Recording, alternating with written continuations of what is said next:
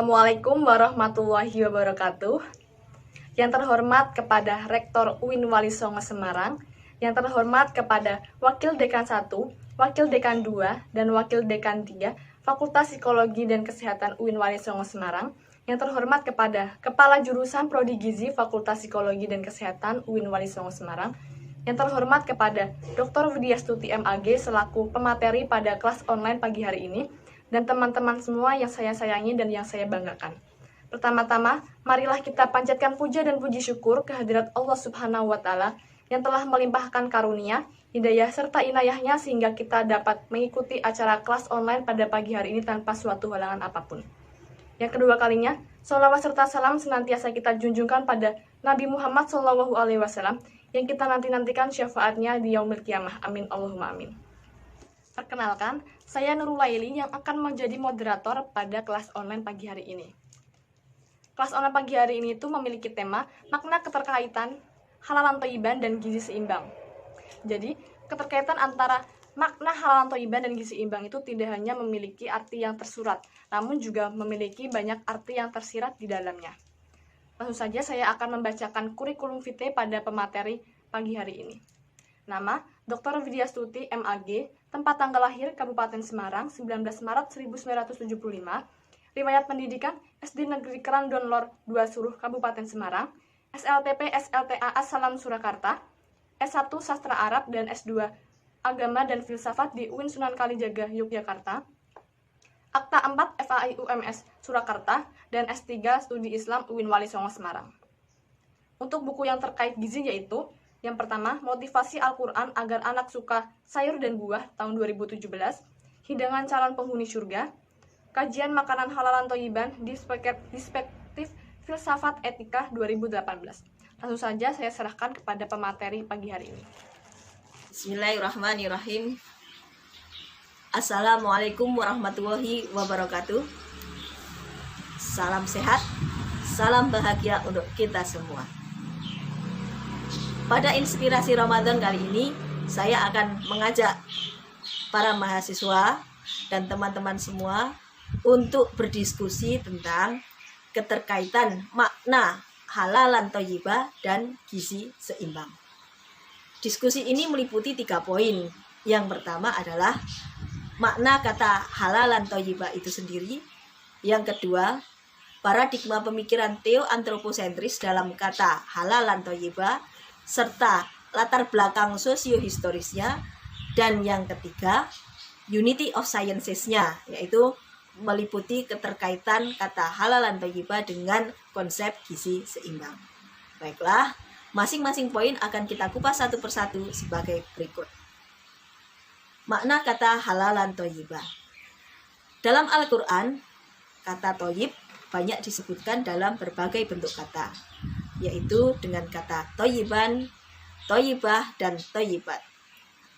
Salah satu ayat yang menyebutkan halalan thayyiban adalah Quran Surat Al-Baqarah ayat 168 yang berbunyi, Ya ayyuhan nasu kulu mimma fil ardi halalan thayyibah wala tattabi'u khutuwati syaitan innahu lakum aduwwum mubin.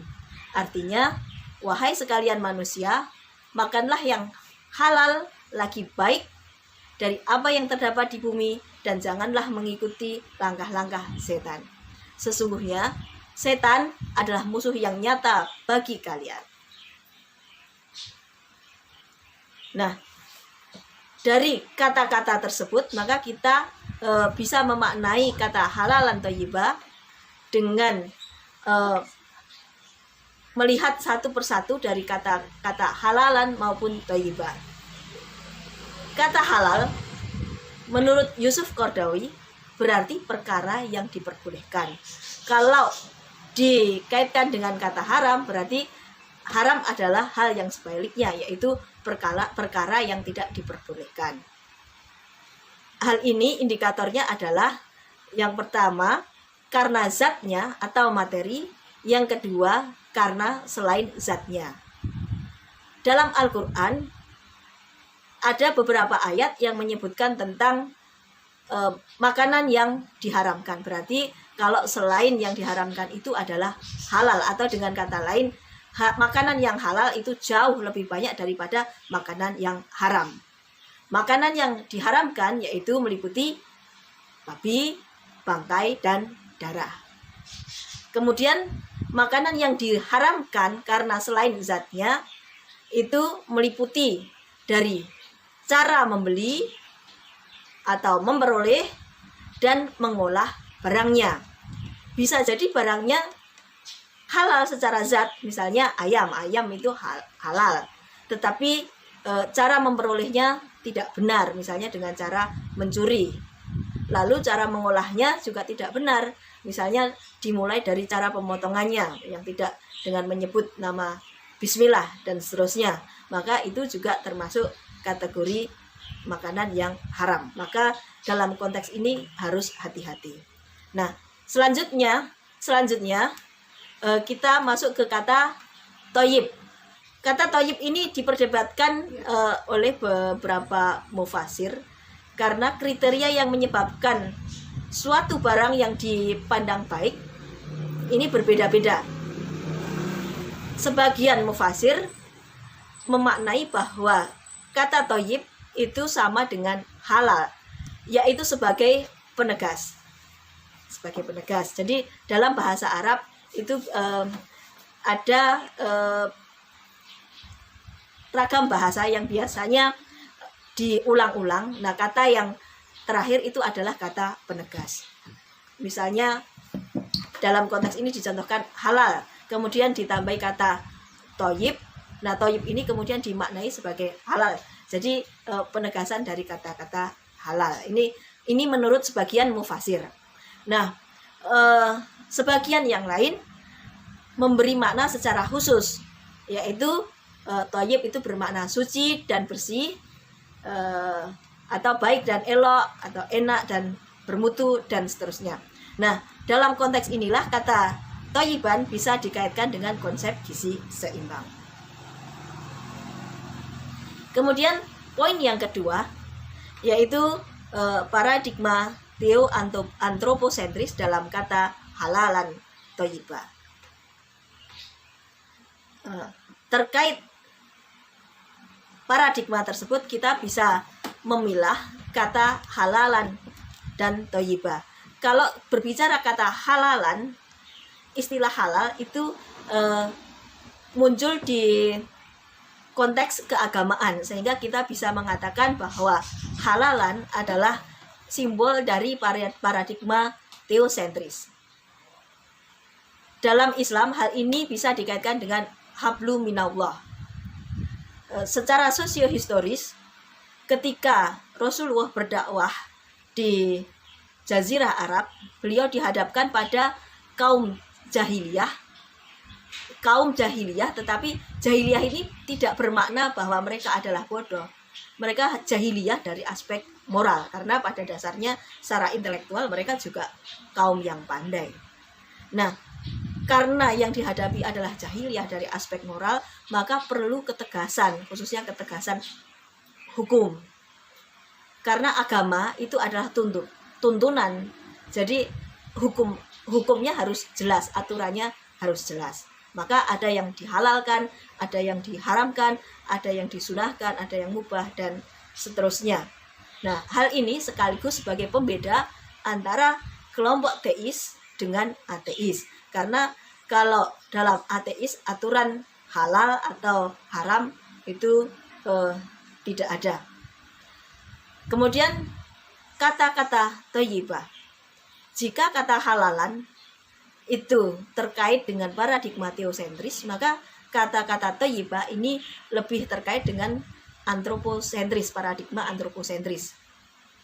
Nah, paradigma antroposentris ini adalah hablum minannas dalam konteks manusia sebagai makhluk sosial. Kemudian dua kata ini, yaitu halal dan thayyibah, itu digabungkan menjadi satu. Itu berarti adalah konsep teoantroposentris, karena penggabungan dari teosentris dan antroposentris. Konsep paradigma ini bisa dikaitkan dengan cara beragama yang bijak. kalau hanya dari satu sudut pandang, misalnya dari teosentris saja, maka sulit diterima oleh sekelompok orang yang menggunakan teori-teori antroposentris. Maka dengan teoantroposentris ini bisa diterima oleh kelompok yang teosentris maupun antroposentris atau keduanya. Nah, selanjutnya kita masuk ke poin yang ketiga tentang unity of sciences. Di lingkungan UIN Wali Songo Semarang, ini bagi para mahasiswa yang sedang mengerjakan skripsi, ini dituntut ada unity of sciences-nya. Jika yang dibahas dalam skripsi tersebut adalah ilmu-ilmu modern, maka perlu ada spiritualisasi, ya. Lengkapnya spiritualisasi ilmu-ilmu modern. Ketika yang dibahas adalah ilmu-ilmu agama, maka perlu humanisasi ilmu-ilmu keagamaan. Dan satu lagi, bisa juga menggunakan revitalisasi lokalisme. Halalan dan thayyibah itu dalam konteks ini bisa dikaitkan dengan unity of sciences dalam konteks humanisasi ilmu-ilmu keagamaan atau spiritualisasi ilmu-ilmu modern. Jadi bisa dari dua sudut pandang. Nah, kalau kita melihat bahwa makanan yang halal dan thayyibah adalah makanan yang mengandung manfaat dan maslahah bagi tubuh, ini bisa direlevansikan dengan konsep gizi seimbang, karena berarti makanan tersebut harus mengandung zat-zat gizi dalam jenis dan jumlah yang sesuai dengan kebutuhan tubuh, dengan memperhatikan prinsip keanekaragaman makanan dan aktivitas hidup sehat, seperti itu. Nah, di sini kita melihat bahwa hal itu mengalami perkembangan ketika pemikiran masyarakat dalam rangka meningkatkan masyarakat prasejahtera ke sejahtera. Makanan yang baik ini diartikan sebagai makanan yang mengenyangkan, makanan yang membuat mereka sehat, tetapi tidak dilihat overweight-nya seperti itu. Sehingga di Indonesia itu waktu itu terkenal dengan slogan 4 sehat 5 sempurna. Nah, ini kalau di dunia itu juga kita bisa melihat dari food pyramid yang dikeluarkan oleh the United States Department of Agriculture USDA itu tahun 1992 sampai 2005. Nah, ini juga mengalami perkembangan karena ternyata yang tadinya karbohidrat itu menempati porsi sangat banyak, kemudian pada piramid berikutnya itu dibuat yang lebih seimbang, hingga akhirnya muncul My Blood Food Guide.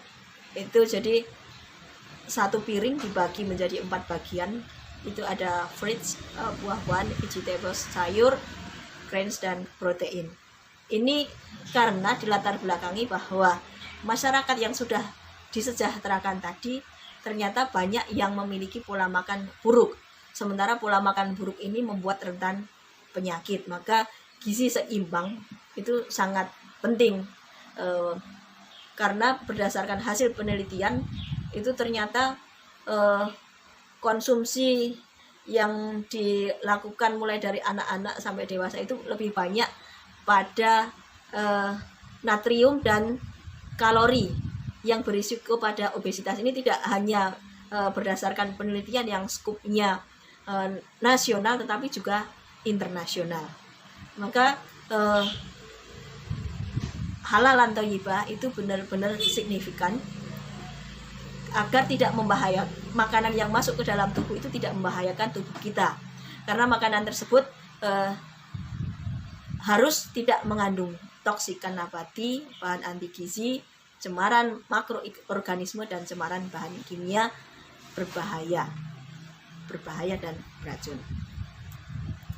Nah, ini kalau dalam Islam itu kita bisa melihat pola makan sehat yang dicontohkan oleh Rasulullah. Itu jadi dalam sebuah hadis itu disebutkan bahwa sepertiga perut itu adalah makanan. Jadi itu kita tidak boleh rakus, tidak boleh berlebihan. Ya makanan cukup kira-kira sepertiga saja. Kemudian sepertiganya untuk minuman, sepertiganya untuk nafas. Jadi masih ada rongga. Kita jangan sampai makan sampai terlalu kekenyangan. Dan ini juga secara etika kita diajarkan oleh Rasulullah, makan pun juga makan minum harus dengan cara sopan.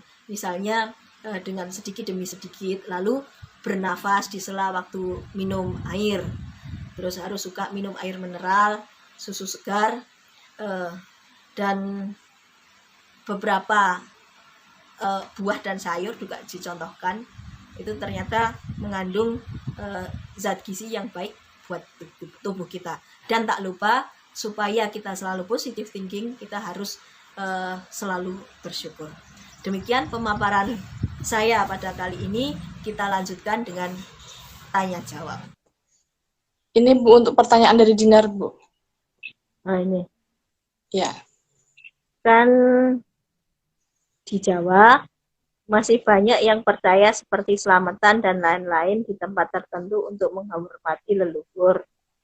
Tapi dalam tanda kutip itu bertujuan meminta doa.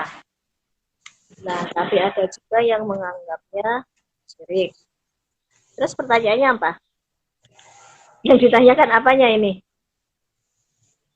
Masih ada lanjutnya?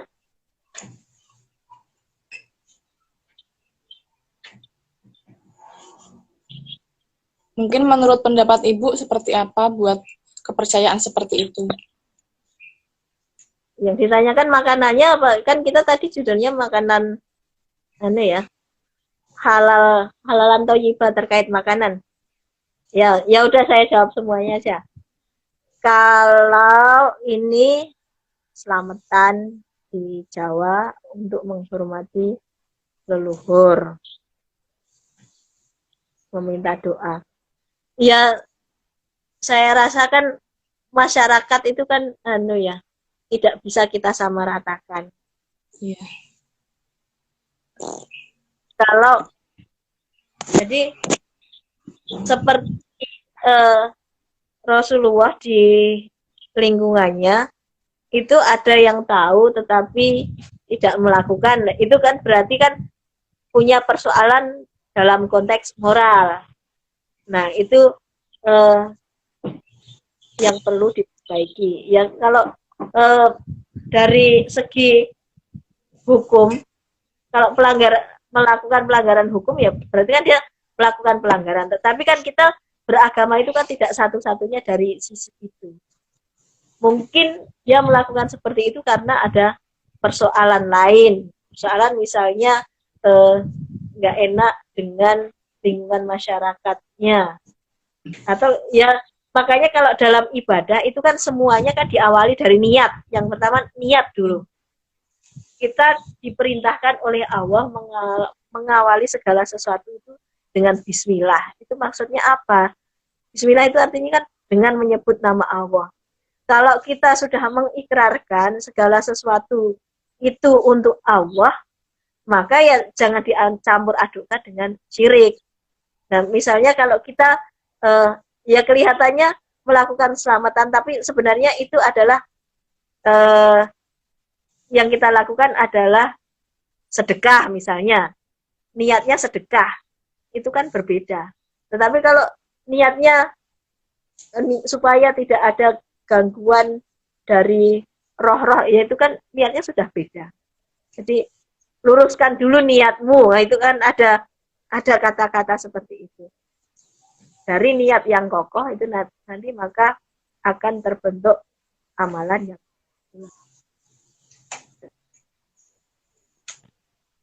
sama-sama selamatan tapi nilainya bisa berbeda. Ya kita sama-sama misalnya memberi tapi yang satu dengan harapan supaya nanti apa gitu. Itu kan berbeda dengan memberi niat saya ikhlas lah. Itu kan juga kerasa kan berbeda. Kalau makanya kalau dalam Islam itu ada kata-kata ikhlas, kemudian ada kata-kata ridho, itu sebenarnya bermakna, sangat bermakna dalam konteks ini. Kalau kita mencari ridho, maka kita secara otomatis kita itu akan terbentuk, ini kok rasanya kok syirik ya, gitu. Maka kita hindari. Kok ini rasanya, nah itu seperti itu. Kemudian kata ikhlas, jadi kalau kita selamatanya itu kan untuk melatih diri kita supaya kita mau berbagi, itu bagus. Jadi berbagi itu tidak nunggu. Kenapa zakat fitrah itu diwajibkan? Karena ada sebagian dari kita orang Islam itu kalau tidak diwajibkan ya kadang nggak memberi, melihat lingkungannya seperti apa itu bisa tutup mata. Maka itu ada yang hanya melakukan kewajiban saja. Kalau sebenarnya maka ada ibadah wajib, ada ibadah sunnah. Kalau yang bagus itu kan wajib juga, sunnah juga. Gitu. Nah, ada zakat fitrah, itu zakat yang wajib. Kemudian ada zakat mal. Zakat mal itu karena tidak perlakuannya berbeda dengan zakat fitrah, itu banyak orang yang sebenarnya sudah sampai takarannya tetapi tidak menyisihkan hartanya untuk didapatkan. Itu kadang ngasih pengemis saja, ini beneran ngemis apa enggak sih, ditelusuri. Padahal kalau kita udah ngasih terserah dia mau buat apa, yang penting niat kita baik, itu kan urusan dia sama Allah kan, itu sudah selesai. Tetapi karena itu tadi faktor keikhlasan, itu masih kepikiran juga, itu jangan-jangan orang kaya yang pura-pura ngemis, itu bodoh amat kan, urusannya dia sama yang di atas. Jadi seperti itu ya, sama itu tadi selamatan. Maka yang kita lihat pertama itu adalah niatnya. Kalau niat kita betul-betul bismillah, maka kita bisa menghindari dari syirik. Tapi kalau niatnya sudah beda, supaya para penunggu tenang, para penunggunya siapa, itu yang mengarah ke situ. Ada yang nanya tentang pengalaman Ibu mengenai makanan halal dan thayyib. Misal kayak ada pengalaman yang tidak terlupakan gitu. Itu tadi sudah saya ceritakan. Ya, pengalaman waktu saya mahasiswa KKN itu tadi. Jadi suka dikasih gorengan. Ya kita oke saja kita makan. Tapi belakangan itu kita tahu ternyata yang jualan gorengan itu juga jualan dideh, saren itu, kalau di rumah saya namanya itu darah yang digoreng. Terus jadi aduh, kita jadi was-was juga ya itu. Terus apa ya, mungkin pernah saya itu makan bakso terus ya sudah habis, kok baksonya situ enak, terus belakangan dikasih tahu itu kan punyanya Cina, itu jangan-jangan dikasih ada lemak babinya. Ya udah, walaupun sebenarnya seneng, terus akhirnya menghindari itu karena ya lebih baik milih yang aman lah, walaupun kita tidak membuktikan sendiri apakah betul ada lemak babinya atau tidak, tapi daripada